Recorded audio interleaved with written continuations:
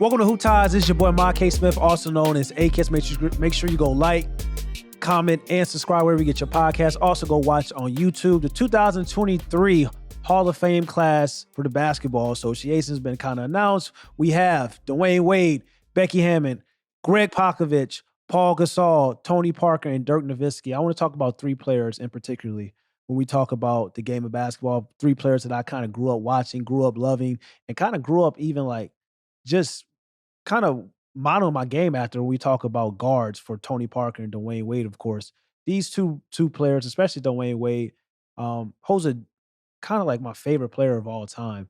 But for it's Dwayne Wade, I think people kind of forgot about Dwayne Wade a little bit since he's retired. But Dwayne Wade, to me, he's a top 20 player of all time.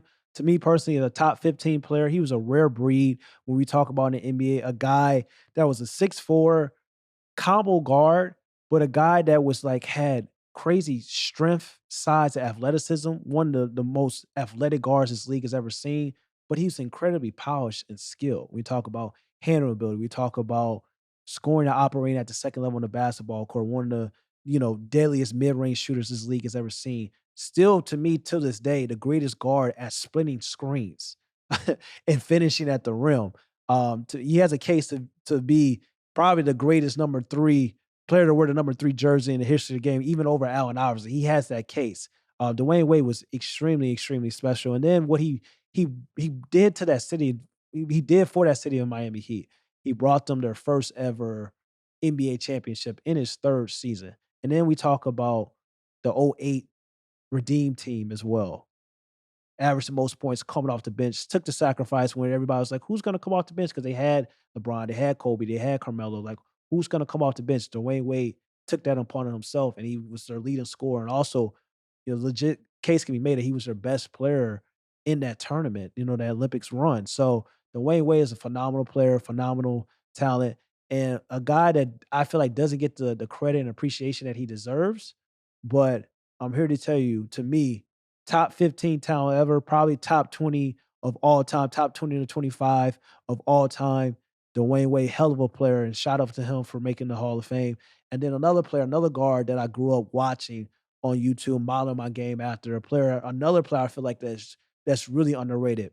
Tony Parker, a player that I don't know why we don't talk about Tony Parker being a top 10 point guard of all time because he has a case for it. Tony Parker was a player that a lot of people are going to say, well, he was kind of a product of the San Antonio Spurs offense. He was a kind of a product of the San Antonio Spurs system. But I'm telling you here right now that they don't win those championships without Tony Parker. This is a guy who wasn't really fast, but he was super quick. One of the best headies this game has ever seen. One of the best spin moves and get into the realm and and laying the ball up this league has ever seen. Also, the greatest guard when we talk about floaters. These are all basic fundamentals. The hezi, the spin move, the floaters. This is what we talk about when we talk about mastering the fundamentals. That's what Tony Parker did.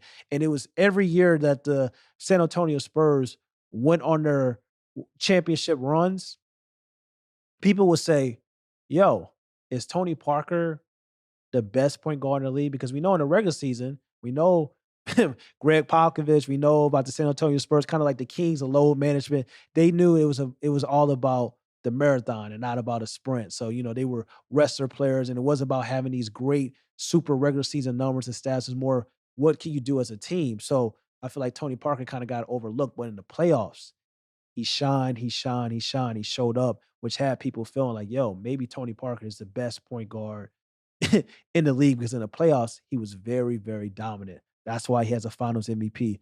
And then, of course, Dirk Nowitzki. Dirk Nowitzki probably has arguments to be, Luka's coming up and Nikola Jokic is coming up. But before those guys, even now, you can make a case that Dirk Nowitzki is the greatest European player this league has ever seen. Even with Luka and Nikola Jokic, and even if Giannis Antetokounmpo, because Giannis has a title as well. But that run that Dirk Nowitzki went on in 2011, and he beat the Los Angeles Lakers, Oklahoma City Thunder, and he beat a super team of LeBron James, Dwayne Wade, and Chris Bosh, all in their peak, all in their prime. And I keep saying him because he was the focal point. He was the head honcho. He was the leader of the unit. He was the guy. He was the alpha for that team, and he was phenomenal. He was special. That's probably arguably, if not a top 5 run of all time, probably can make a case it's probably a top 3. And top 5 is probably being generous. That's what Dirk Nowitzki was about, and also one of the most unstoppable shots this league has ever seen. We talk about Kareem Skyhook. Dirk Nowitzki's one leg fadeaway is unguardable. And I don't know, Dirk Nowitzki is so cold. I don't know if his scoring ability at the second level of the basketball score on the court for his mid-range is better than his three-point shooting ability, because it's just like his game was so pure. This is a player that, as a big man, made it cool to kind of like be a shooter. I mean, we talk about Larry Bird, of course, but like, you know, Dirk Nowitzki was the first kind of like modernized big when we talk about just pure scoring ability and kind of like doing things his way and not going and getting away from that traditional mode of like just being a big man operating at the first level of the basketball court. You can got to give homage to Dirk Nowitzki. And what I love about Dwayne Wade and what I love about Tony Parker and what I love about Dirk Nowitzki is that all three of those guys basically played with, one team their entire franchise for entire careers. I'm sorry. Dirk Nowitzki, of course, retired, only playing with the Dallas Mavericks. Dwayne Wade had a stint at Chicago. Then, he got traded to the Cleveland Cavaliers and he came back to Miami. But basically, we know Dwayne Wade is a Miami Heat player. Same thing with Tony Parker. He went to the Charlotte Hornets for a season, but we know Tony Parker of being a San Antonio Spurs. So all three of those guys, I just want to congratulate all three of those guys. I want to show respect to, because I'm starting to feel like, their career stats may not be like some of these other guys, but when we talk about the best players of all time, you have to mention Dwayne Wade and Dirk Nowitzki, and people start to need to give, Tony Parker the respect he deserves when we talk about the top 10 point guards of all time and just guards in general, especially what Tony Parker did for the San Antonio Spurs organization with Tim Duncan. But that's here nor there. Coming up, we have Swipa Kim, a fire interview where we're talking about Kobe Bryant. We're talking about the Denver Nuggets, of course, because he's a reporter for the Mile House Sports Network. And we're talking about Giannis Antetokounmpo. We're talking about who should be the MVP. Stay tuned. Today we have Swiper live in the building, Denver Nuggets analyst. How you doing, buddy? Man, I'm living, bro. It's great to come on, man. I've been a fan of your work now for a couple of years, bro. So I'm glad to get a chance to do something with you. No, definitely. We've been talking for a minute, man. I mean, I appreciate you coming on and hopping and joining the show. First question I want to get started. Where are you from?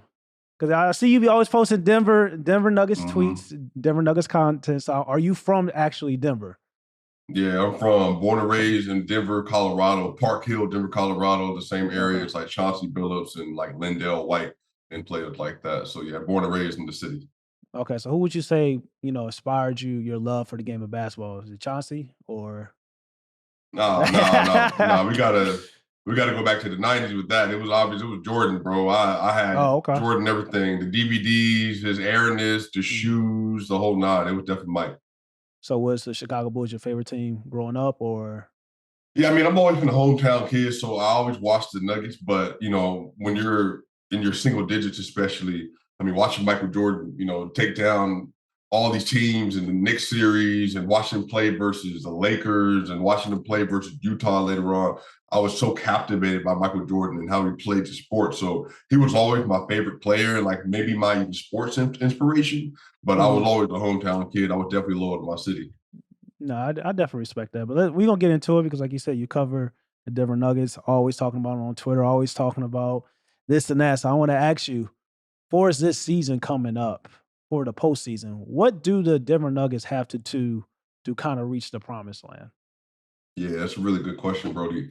So one of the big things is that your defense. A lot of people have a lot of issues with either Jokic at the rim or their pick and roll coverages or Jamal Murray at the point of attack or whatever else it might be. But they've been very scheme dependent this year. They started the year off 28th in defense through the first, really, about like 15 or so points of the gear. But then literally from December 14th to now, which is about 50 games, roughly 49. They've had the number 6 defense in the NBA ever since. And that's because they've been so tight on their coverages. They are really good at attacking you and getting a lot of ball pressure, bringing people up to the level, making sure Jokic is not having to be in space a lot. The biggest thing for them is their offense when Jokic is on the court is the best in the NBA. But the other side of it is are you going to be able to keep people from getting into the paint? Because Aaron Gordon is a decent rim protector, not great. Jokic is not a good rim protector. Michael Porter Jr. is not a great rim protector. So if that's the case, then you want to try to find a way to mitigate your weaknesses and try to uplift your own strength. And for them, getting in transition, for them, it's getting good shots. They lead the NBA in shot quality with layups. They get great three-point looks. How do you maximize really key possessions while making sure you're not allowing teams to expose you as often as possible when they're playing defense versus you? So really, those are the biggest things. Yeah, so I like some of the things you're saying, but the only question I have is like, in the playoffs, the game kind of slows down. Like you're talking about like transitions, you're talking about threes and this and that. But when it comes to half court setting, half court offense in the playoffs, what do you feel like they're going to have to do if they're not getting those, transition, those easy threes, those, basically, teams start playing defense. So it's just kind of Yeah. like, what do you feel like they have to do to kind of like prevail when that happens? Yeah, that's a great question. Well, the Denver Nuggets actually have one of the best half-court offenses in basketball, and I think a lot of this comes down to when you have a supercomputer that basically is the best player in your roster. Jokic is so good in isolation, but he's really good at DHO, dribble handoffs. He's really good coming off the ball in actions. And so when you make a two-man game with Jamal Murray at the level, because as when they get into playoffs, they get into a situation down the stretch, they will literally bring Jamal and Jokic up near half court and Yeah. basically going to make you make a decision. So either you're going to drop and you're going to give Jamal open space to work with as a three-point shooter, shooting 40% basically on a year and really in the last 30 games especially, or are you going to try to trap Jamal and then you're going to leave Jokic with a short roll and he's the best playmaking big maybe ever. And now you got Michael Porter Jr. Bro, a lot of people don't realize this. MPJ is shooting over 50% on the year in corner three-point shooting. Like, it's insane. Even you got Caldwell Pope shooting above 40% in the corners as well. So, and then you got AG in the dunker spot. So what makes them so potent is that even if you keep them out of transition, their offense is so malleable because they can adjust to whatever situation you're in. We saw this versus the Milwaukee Bucks the other day, where they tried to play drop coverage versus Jamal. Jamal had 20 points in the first quarter. They tried to ISO Brook Lopez and Jokic was basically taking them to the rim. But I think a lot of this is just going to be execution. And when you do see different coverages, not getting so overwhelmed by the moment that you make mistakes. Because as you know, if you turn the ball over in those situations, you're basically dead, And like you said, those key moments in the playoffs, making mistakes, things happen, role players get tight. And it's been a lot of talk about this season with the Denver Nuggets. Like, I personally feel like Aaron Gordon's probably been their second best player in the regular season, but it's not going to translate to the playoffs. So do you feel like it has to be Aaron Gordon, or do you feel like Jamal Murray has to kind of like rise to the occasion and remind folks like why he's one of the best young guards in this league? Yeah, that's a good question. I would say that the first 15 games, it was Porter was the second best player in the roster. And then when he went down with injury, AG went crazy. Yeah. And again, All-star. Jamal right, bro, like was going nuts. I mean, he was averaging like 20 and 7, shooting like 65 and then 40, and then bad from the free throw, like 68 from the free throw. But then he started to kind of like tail off a little bit. And then Murray, basically the last 35 games have just been averaging like 23, 7, and 4, shooting again 40% from three and around 50% from the field, and 82% from the line. So Murray had been their second best player, but I would say, bro, I think the biggest release valve and the most important asset they're going to have is Porter.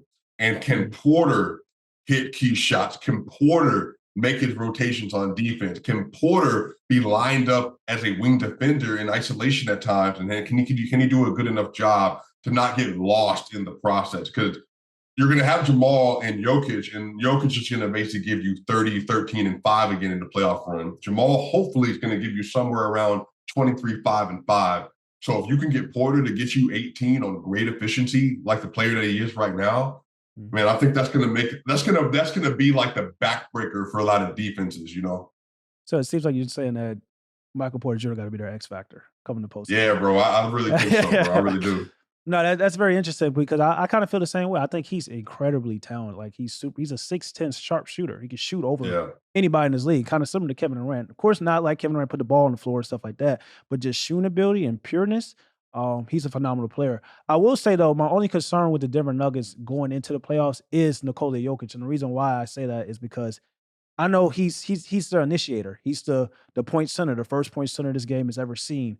But in the playoffs, do you think that's too much responsibility for him to have? Because you all, as you know, the game's going to slow down, and what are teams going to do with Nikola Jokic on the defensive side? right. They're going to hunt him, and if he has Yeah, to initiate the offense, find looks for everybody, get guys open shots, and score, and he's getting hunted on defense because the playoffs, everybody got to play defense. There's no more highness, no more you know hmm it's all that stuff is out the window because in the regular season nobody really playing defense. So that's my only concern about the Denver Nuggets. I coming into this year, I picked the Denver Nuggets to like go to the Western Conference. I said they could possibly go to the finals because I felt like this was the year. And with Michael Porter getting back, Jamal Murray coming back healthy, I felt like with Nikola Jokic, top 5 player in the game, that's how I feel. I don't know how you have them. I felt like they were yeah. going to be a force. But my only problem is I don't know if Nikola Jokic can be the initiator and have so much responsibility and then have to play defense as well going into the playoffs. I Right. think he may get tired out. Yeah. Yeah, I mean, it's a good question. I think that's why they have tried to do a good job at managing his minutes. But like you Mhm. said, at the end of the day, Jokic is going to have to lock in. And by lock in, play committed to the scheme that they're going to play. Mhm. And I think the thing is, Jokic last year, he basically averaged 31, 13, and 5 on 63% true shooting. And then he averaged the last 3 games 35, 15, and 6 on Mhm. 73% true shooting. Like the Warriors had no answer for him. But on the other end, like you said, I think a lot of this came down to he was playing with Monte Morris and Will Barton and last year Aaron Gordon and Jeff Green was Mhm. starting a small forward last year. So can Jamal Murray, Michael Porter Jr., and this version of Aaron Gordon, can they do enough around him? That way he doesn't have to carry the load that he's had to the last 2 playoff runs, but also can he commit to playing defense at a high level? And I would even say like this, bro, you don't have to do it all game because no one plays like elite level defense the entire game. But Facts. can you do it at the end of the second quarter? Can you Mhm. do it at the top of the third quarter? And can you do it in the clutch? Now, what I will say, bro, and you tell me if you think this is smoke, because it might be smoke. But the Denver Nuggets have had the best clutch defense in the NBA this year in the last 5 minutes of the game. And I know like a lot of people are surprised when they hear that. But for you, do you think that they can carry that momentum of being at least an elite level defense when it matters? Do you think they can carry that into the playoffs in order to maybe get it done in some serious series versus the Suns or the Warriors, or maybe even the That are Bucks or gonna the Celtics? I mean, they're gonna have to. I feel like that's Yeah, the only way they're gonna prevail if they had to lock in on the defensive side of the basketball floor. I mean, we know what they're gonna bring you on the offense, especially Nikola Jokic, Michael Porter Jr., Jamal Murray, and those guys. Even offensively, I feel like it's all about being consistent because you know Jamal Murray. Some days he can get you 30, 35. Some days he get you 15. Even Michael Porter Jr. right. Sometimes he looks like, Michael Porter Jr. potentially can be a star level player in this league. Other times he looks like, okay, third option on a championship caliber team. This is probably his peak. So it's just like, what are those two guys are going to bring you as well as the defensive side on the floor? But we spoke a lot about the Denver Nuggets and things like that. I have to ask you about the MVP race with Nikola Jokic, and it's been a lot of talk, this and that. If should he be the first 3-time MVP winner since Larry Bird? Is there some bias going on within the media? Should it be Joel Embiid? Should it be Giannis? So I want to ask you to give your real unbiased opinion on like who do you feel like is deserving of the MVP this year? Yeah, that's a really good question. And I last July, I believe, I actually said that I think the only way Joker actually even gets in the conversation to win is if they're the number 1 seed in the West. He averages a triple double and he has like 70% true shooting. And then literally Ahmad, like it all happened. Like all the stuff that didn't seem like it could have happened. So what I'll say is that Embiid is averaging 33, 10, and 4, Yep. 65% true shooting. And he's been dominant, bro. Like again, Yeah. 49, 9, and 8 versus the Warriors tonight, Mhm. 47, 18, and 5 with 2 blocks and 3 steals versus Joker on January 28th. Giannis going nuts, 31, 12, and 5, bro. Like it's insane what they've been doing. And Giannis, I think, has an argument to be the best two-way player in basketball.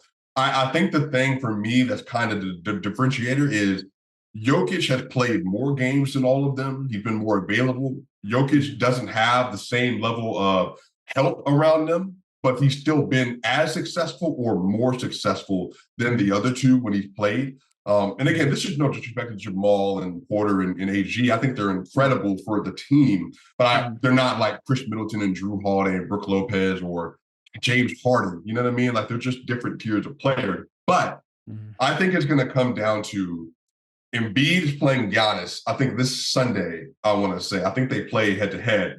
Giannis just played Denver and he lost in Denver. Jokic had 31, 11 assists, and 6 rebounds. And then Embiid, obviously, because of an injury, he was not able to play in Denver this past Monday. I'm not gonna lie, bro. It's gonna be crazy close. But I think the thing that's gonna separate everybody is I think Embiid is like the person that people are trying to get there.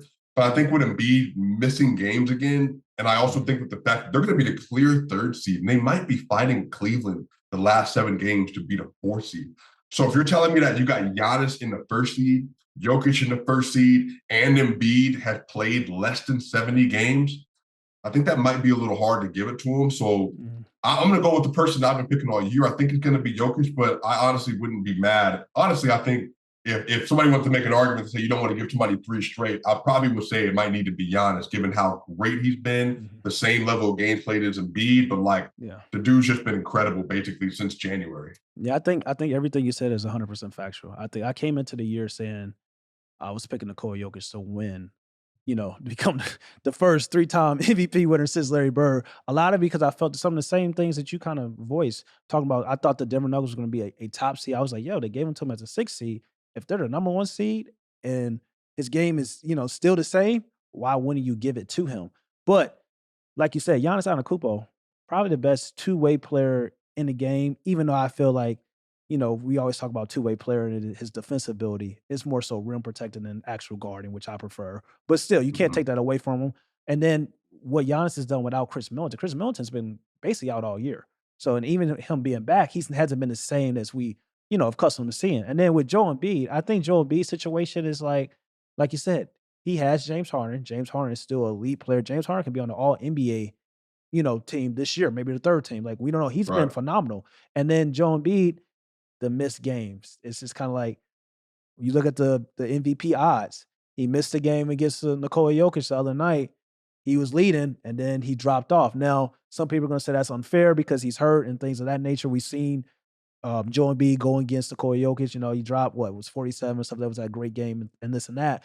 But, these games count. It's closing out the season. You want to play. Head-to-head matches matter. So it's going to be interesting. I think the biggest thing that I like about Nikola Jokic, Joel Embiid, and also Giannis Antetokounmpo is they're all modern bigs. This is like they've kind of changed the game. Like this is the first time we've seen a point center, and everybody talks about 2-way players for us, like defense and offensive capability. But when I think of a 2, when we talk about Joel Embiid, I think of he's like a shooting guard. That's a center. Right. The handle ability, the fadeaway, like the footwork and the post. That's insane, bro. The face up game. It's like watching Kobe, but as a 6'10" center. Yeah, it's crazy, bro. So it's just like, and then Giannis, we know he's a freak of nature. It's like it's crazy how talented these players are. So I mean, I'm very interested to see like what's going to happen at the end of the year. Bro, I'm not gonna lie to you, bro. Sometimes I'll watch Giannis get in that little triple threat position, and like he'll get to the basket whenever he wants. I'm like, all right, bro. Like you might as well just get out the way and let him run. And then you come Embiid, when Embiid get that ball right at that free throw line, you try to double him. He can hit that step back. He can do that little turn, fade away into it. If you give him too much space, he can go over the top. He can dunk on you. Yeah, bro. Like again, I've asked myself this, like, is this one of the best generation of bigs, including Anthony Davis when he's healthy, that I've ever seen? And yeah, bro. I mean, think about it. In the 2000s, we got Tim Duncan, we got Kevin Garnett, we got Dirk, and we got Shaq, 2003-ish era. Those four, yeah. Then you could talk about Anthony Davis, Nikola Jokic, Giannis Antetokounmpo. Who was I missing one? Joel Embiid. Like those four. Which 4 would you rather have, especially in their prime, especially in their peak? I probably would go to the older guys because of just, championship experience and also defense and things of that nature. But these young guys are coming, especially if I feel like even if Nikola Jokic does not win the MVP this year, or Giannis does not win the MVP this year, for those two, because Joel Embiid for his injury histories and stuff like that, he has to stay healthy enough to win the MVP. It could be this year, but I feel like Mm-hmm. for Giannis and Nikola Jokic, they ain't going nowhere because they tanks. They always playing. Like they're always durable. Like durability, availability matters in this league. So those guys are always going to be for the next what? Nikola Jokic is 28. I think Giannis is what, 27, 28? They're gonna 28, yeah. 28 for the next 3, 4, 5 years. They're always gonna have a chance to be racking up these MVPs, and don't let them start winning titles. So it's gonna be Right. very interesting. Next question I have for you, Swiper. Who would you say is the most talented player to ever wear a Denver Nuggets jersey? Talent? Talent, not best player, most Yeah. talented, most talented. I mean, bro, there's a couple players that come to mind. I think, Jokic is talented in a different way. I think there's never been anyone that's had the IQ and like the dexterity. I don't think there was ever a more talented just face-up scorer than Carmelo Anthony, but he didn't do some other things as well. I mean, bro, it might have to just pay homage, man. I think, there might be some people that maybe had more athleticism, but they didn't reach the peak. I might have to say Skywalker, David Thompson, bro. Like, you got to remember, they were trying to change the rules in NCAA basketball because of how David was playing, bro. Like, he was 6'4", yanking on everybody. He was an all-star guard. He could get to the rim. He could shoot a little bit. So I think everything put together, bro, I might have to say David Thompson. Alex English was cold too, elite Yeah. scorer as well. David Thompson, I'm not mad at that. That's an old school pick. Most old heads will definitely be rocking with that answer. But I mean, to me, I think it's without a doubt, I think it's Carmelo Anthony. Yeah. I think from a talent perspective, Carmelo Anthony, when we talk about offensive package, he may have a top 5 offensive package this league has ever seen. We talk about just his footwork is impeccable. His face up game was in the post was very polished. Then he can extend from the second level in the basketball court all the way out to the 3-point level. And then we just out young Carmelo, his athleticism was there. And then, we talk about just pure isolation scorer. Like it don't get too much better than Carmelo Anthony. And when he got drafted, you probably can make an argument he should have won the Rookie of the Year, and he went to the playoffs every time that he was with the Denver Nuggets. Like, and in the West, when it was brutal, I'm talking about when it was a war. I'm talking about like everybody talks about parity in the league right now in the Western Conference, and everybody's like, 35, 37, and all these games. It was like 49 and like 50 and 30 and stuff like that. All these teams were great year after year. So it's just kind of like, I think Carmelo Anthony is probably the most talented Denver Nugget to wear the word to put the jersey on. But I mean, I'm not mad at your pick as well. But for our next segment, Swiper, I'm gonna basically it's called a truth teller segment. So basically, I'm gonna read off a tweet, and you're gonna tell me if this guy or girl is a truth teller or not. And you're gonna kind of give me your analysis based on that. Sounds good? Okay. Yeah. First one, Denver Nuggets question, of course. Michael Porter Jr. is being held back. He needs to request a trade after this season to reach his full potential. This is by Coach Burks. Nah, that ain't no truth. That's false. Porter is the best version of himself he's ever been, and he's accepted what he is. If Porter went to somewhere else, yeah, I mean, he'd be a 25 points per game scorer. But to what end? Like, so he has better individual numbers, but not contributing to championship basketball. I think this is probably the best situation for him. But he could obviously go somewhere and score more points for sure. And definitely, I think he also is a guy that I don't think this guy's a truth teller either. He's a guy that you want to kind of develop and kind of keep because if things hit the fan, we'll talk about that a little bit later. But he had for his potential, he's a guy like I said when we talked about earlier in the show, he can be maybe a star, like a really good all-star someday. So I definitely agree, not a truth teller. Here's one: ball don't stop. Nuggets go as far as Jamal Murray takes them this postseason. He has to be in bubble mode. Truth teller or not? Yeah. I think it's truth tellers to some extent, but that's because, as you know, Ahmad, if you don't have a guard who can be a dominant half-court scorer, and meaning fadeaway, like the mid-range shot making, three-point shot making, getting to the rim, ball handling, like just creation as a whole, then you're not going very far. Especially as a big man. And that's why, and you know what? And that's why a lot of times when we have these conversations, people say, yo, you come off as a Nikola Jokic hater. I don't come off as a Nikola Jokic. I like Nikola Jokic a lot. But the same thing I say about Nikola Jokic, I'm a consistent. I say the same thing about Joe Embiid. I don't want my best player or think my best player in this, even our modern bigs, really being a center. The last time we saw a true center be the best player on a championship caliber team was really Shaquille O'Neal. You know, you can say Mm-hmm. Giannis is not really a center; he's a power forward. You know, same like Mm-hmm. Anthony Davis, even though Anthony Davis is playing the center position now. But it's just kind of like it was Shaq. So that's a hard thing to do, to be a center and win a championship and be the best player on the team. So that's why I say, Baldo South says Jamal Murray, as you pointed out. I'm like, yeah, I kind of agree, because Jamal Murray is the key to the Denver Nuggets probably championship aspiration, because he don't have to be Mm-hmm. the best player when we talk about, it's going to be Nikola Jokic, but we talk about half court scorer, hitting key shots, hitting, shots in a variety of ways, and also taking the pressure off of Nikola Jokic. I definitely think he has to be in the 2020 bubble mode, which he was Mm-hmm. crazy. Last one, No 352. Nikola Jokic, Luka, and B need to share the same pressure to win a ring that y'all give Curry, KD, and a damn near 40-year-old LeBron. For whatever reason, only the US players share the pressure, never the international players.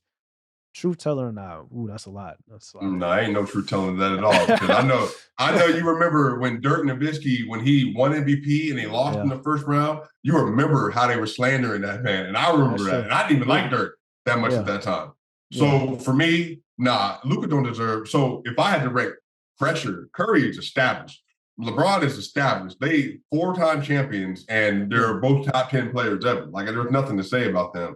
that's true. Jokic, I think, has more pressure than Luka and all the rest of them, because Jokic Mhm, might win his third MVP mhm. and his team is healthy. And again, I'm arguing that Jokic is the better player because he's been able to prove it. So for me, Right, it's like, yeah, well, the more pressure should be on you. I don't expect Embiid or Luka to do what you're asked to do, because I don't think right. in this context, at this time, like Luka, I mean, bro, Luka's 24, bro. By the time Luka's 28, he could be Yeah. two, three MVPs himself, a championship himself. We don't know. So I would say that I think that Jokic probably has the most pressure given the context of where his career is Mhm. right now. Yeah, I definitely agree. I don't think he's a truth teller as well. I mean, like you said, you talk about Dirk Nowitzki. We can talk about, Steve Nash, who's Canadian. Like, this guys has been in the league that's had a lot of pressure. Of course, for Luka Doncic, I feel like it's coming, but it's just like you kind of got to let it grow, let it, just wait a little bit, because like you said, he's Right. 24 years old. It's just like even that situation with the Dallas Mavericks with Kyrie Irving, and everybody's talking about, they're kind of dropping off and they're falling, this and that. I feel like, you got to get it time. The whole point of getting Kyrie Irving was kind of like get Kyrie Irving, make Luca happy. Hopefully, you can re up Mhm. Kyrie Irving, and then you build a team around those guys, and then that's when you probably start seeing the pressure. But I mean, this guy basically been by himself since he came Right. into the league, doing everything. All right, now I want you to say the first thing. I'm about to give you just a saying or a word or a phrase or basically a sentence. I want you the first thing that comes to your mind. All right, All sounds right. good. All right. The 3 best players since Michael Jordan retire. Woo! Tim Duncan, LeBron James, and three best since. Woo! The 3 best players since Michael Jordan retired. Yeah, it's This gonna man be LeBron, Tim Duncan, and man, this is rough, bro. Cause you finna get me in trouble with two fan bases, bro. Gosh, bro. I'm gonna say Kobe disrespectful. Bryant. I'm gonna say Oh, Kobe Bryant, bro. I just I hoped you had Kobe in there. You said Tim Duncan. I know you be arguing that Tim Duncan's a better player than Kobe Bryant, but I don't view that. But Tim Duncan, LeBron, and Kobe, that's not a bad I 3. mean, well, let me ask you: would you have Curry or Duncan or Kobe? Or like, how would you sort those three outside of Bron? Oh, I mean, if I got LeBron, I gotta have Kobe. In my eyes, I feel like, me, I'm always consistent. I think the 3 best players to ever play this game is Michael Jordan, Kobe Bryant, and LeBron James. No matter who you think is Mm-hmm. first, no matter who you think is third, I think it's those 3 for different reasons that we can get into another day. But Right. for it's like the best since Michael Jordan retired, I probably would say Kobe, LeBron, and I love Tim Duncan, and I like Shaq a lot too. It's Well, tough. wait. Well, I It's guess tough. are we It's tough. counting? It's Are tough. we counting Shaquille O'Neal in there You too? you could count Shaquille O'Neal since Michael Jordan retired. I probably want to say Kobe, Bron. I'm gonna be honest. That's been pissed off. I'm gonna say Kobe, LeBron, and KD. Kevin Durant over Shaquille O'Neal and Tim I'm Duncan. gonna say Kobe. I would say Kobe Bryant. I'm gonna say Kevin Durant, and I'm gonna say LeBron James.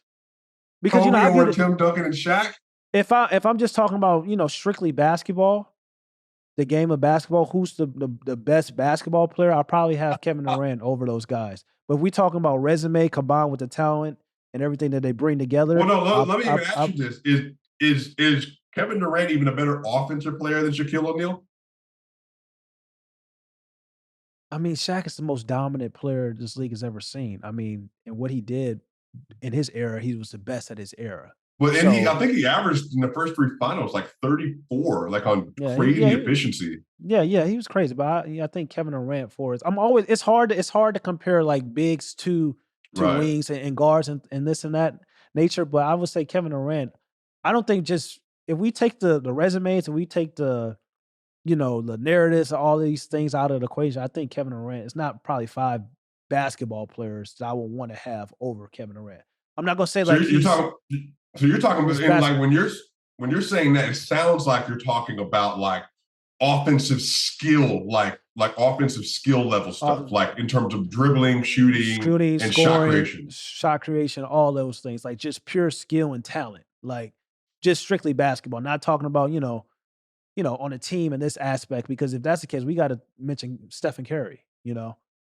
So it's just kind of like it's tough. Well, is that well? I'm saying, but is Kevin Durant even a better Is he a better basketball player than Steph Curry?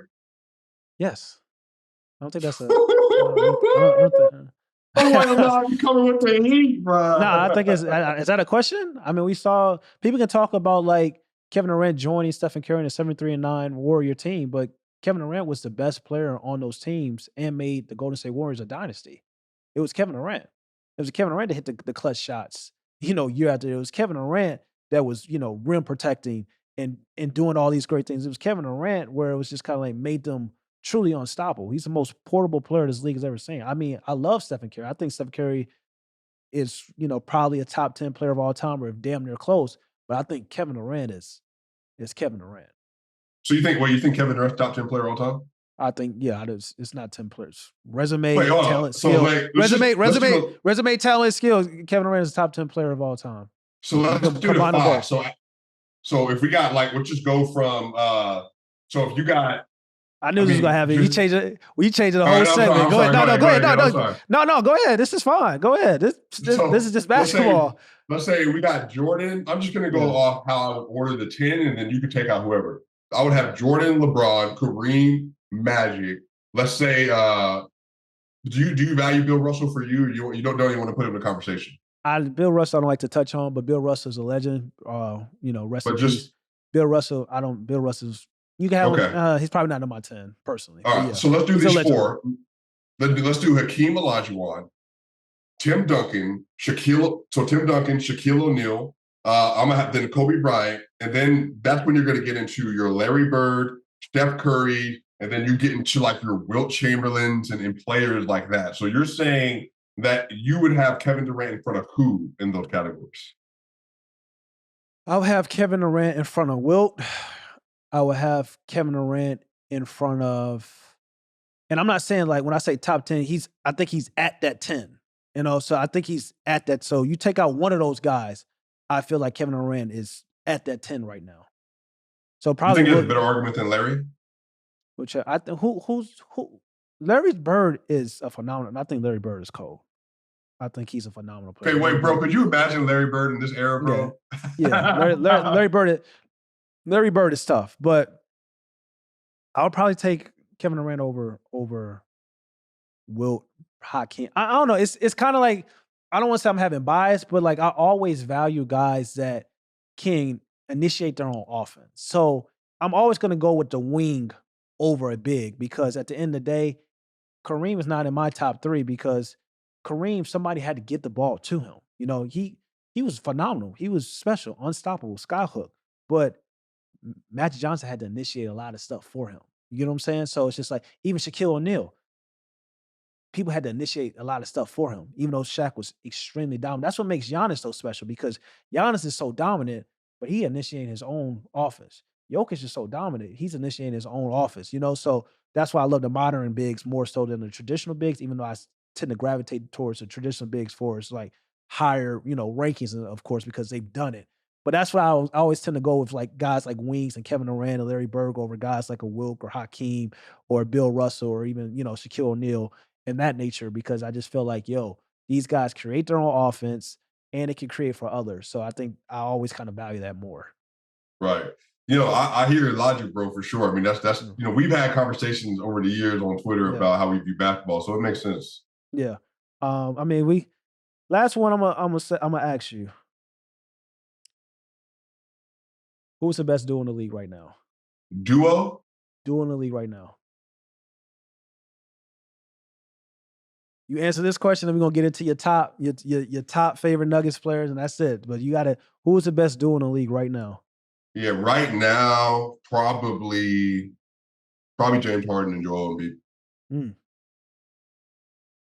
Mm. No Jaylen Brown and Jason Tatum? Yeah, I think they're in that conversation. I think they would be in my top three. I think Joel Embiid, James Harden, Jason Tatum, Jaylen Brown.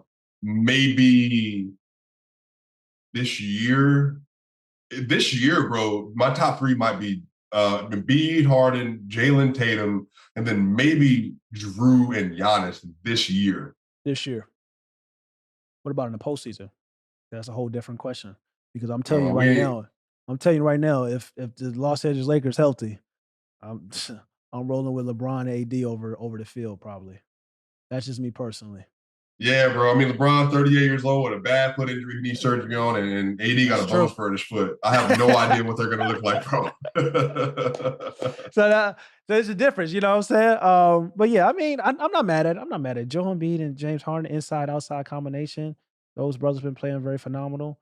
But Jaylen Brown and Jason Tatum, I think they have a legitimate argument. How do you think Kevin Durant and Devin Booker going to do? Yeah, they're gonna be cold, bro. I mean, I'm not gonna lie to you. That shot making been to be crazy. I think their half court mid range shot making is probably going to be everything a hooper loves, right? Like you're going to see a lot of pull ups. They don't get to the rim super well, but like if you're making 38% from three and 50 to 49% from mid range, you don't really need to consistently. I think they're going to be really good. I just don't know. They don't have a lot of defensive pieces right now. Like, so I think Kevin Durant's going to be asked to carry a lot. I don't know if he physically can be like your best defender because as good as Ayton is at times, Ayton, bro, like his motor is just so like it's up and down. Inconsistent, definitely inconsistent. Final question. Top 3 favorite Nuggets players of all time. Oh, bro. Yeah, easily. Easily Jokic, Carmelo Anthony, and I'll say like, shoot, bro, one for the hood, not even the best ever, just on the court, but just for grown up. I'll say Chauncey because of the Park Hill connection. So I'll say Jokic, Melo, and Chauncey for sure. I'm not mad at it. That's your 3. That's your favorite. Shout out to giving Chauncey some praise. A lot of people don't. It's kind of like crazy. He's a borderline. Maybe could be a Hall of Famer. Maybe, but he was tough. Chauncey was tough. Big shot Chauncey. But no, Swipa Kim, I appreciate you for coming on, man. I just want to say thank you. This has been a phenomenal show. Swipa Kim, any last words you want to say to the Hoop Ties audience, or just where we can find you on Twitter or Instagram and things of that nature? Yeah. Obviously, shout out to Slam, big fan, been a big fan for years. Shout out to you, Ahmad, the work you've been doing. You did an incredible job today, as you always do an incredible job hosting and moderating and having conversations. So shout out to you, man. Like nothing but success to you, bro.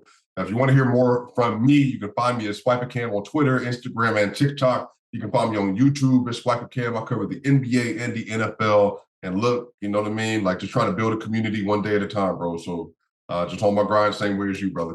Yes, sir. Swipa Cam, My House Sports, Denver. Analyst, I really appreciate you, bro. Thank you for coming on. Yeah, appreciate you, brother.